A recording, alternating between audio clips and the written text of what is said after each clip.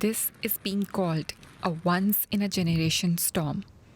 The threat of heavy snow, ice, and dangerously high winds has already prompted some states to declare a state of emergency.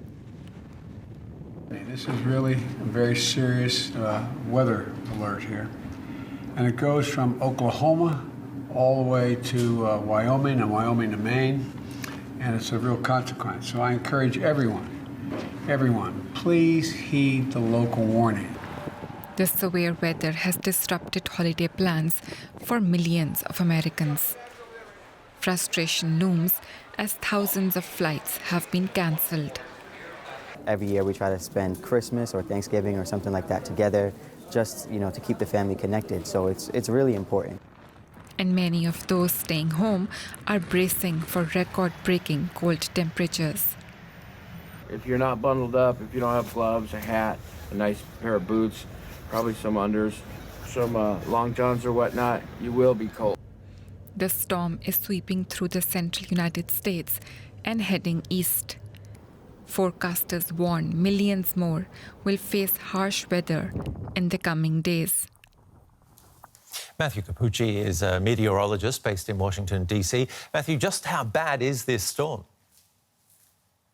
So this storm is bad for many different reasons. Number one, it's a bombogenetic cyclone, or a bomb cyclone, basically a storm that's rapidly intensifying to the point that it vacuums in air from all different sides. Now on the eastern side, up and down the eastern seaboard, i.e. Washington, D.C., Baltimore, Philadelphia, New York, Boston, those areas are seeing a lot of rainfall, up to about 5 or 6 centimeters, and very strong winds in New England gusting upwards of 90 kilometers per hour. So that's high impact up there. And we'll also see a flash freeze tomorrow, which would cause major issues in the roadways. Off to the west, on the backside of the system, frigid Siberian air is wrapping down to the backside, with temperatures falling back to about minus 40 or lower Celsius. And again, that's Celsius, so very impressive stuff, with wind chills of minus 50 Celsius in between. The two air masses clash, you get snow, and with the wind, blizzard conditions. So a travel nightmare for the roughly 110 million Americans that have to travel about 80 kilometers or more this holiday.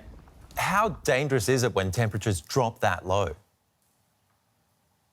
Well, when temperatures get that low, it's to the point where the human body can't really function unless they're inside a shelter. So one of the big pieces of advice we've been giving folks is that if they're driving, have an emergency kit in the car. You simply can't survive these kind of temperatures if you're not prepared. All it takes is your vehicle to break down. If first responders can't get to you, things could become very problematic very quickly. So it's imperative folks have a way to sort of have a backup plan if need be. So that's something we're watching right now. Should people be venturing out at all? Ideally, no, and that's for many different reasons. On the eastern seaboard, we briefly alluded to that flash freeze. Temperatures will go from, I'd say, 3 or 4 degrees Celsius with rainfall to suddenly like 3 or 4 below 0 Celsius with ice. And so all the roadways tomorrow will freeze up and down the East Coast, causing very dangerous travel. Farther west, where the temperatures are bitterly low, as we talked about, very dangerous to travel. And in between, where you're getting snow, visibilities may only be a couple hundred meters at best. So that's dangerous to drive. And of course, the airport's seeing issues as well. Chicago and Detroit, both major hubs impacted by the snowfall, up to 2,000 flights already canceled. It'll get worse before it gets better. Are authorities prepared for this, would you say?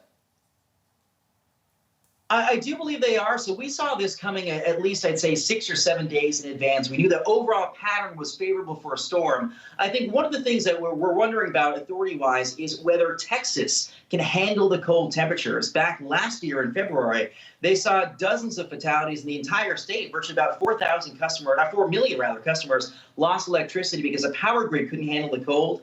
This time around, authorities have kind of made the tweaks they need to. Power companies have done the same thing. They're faring much better this time.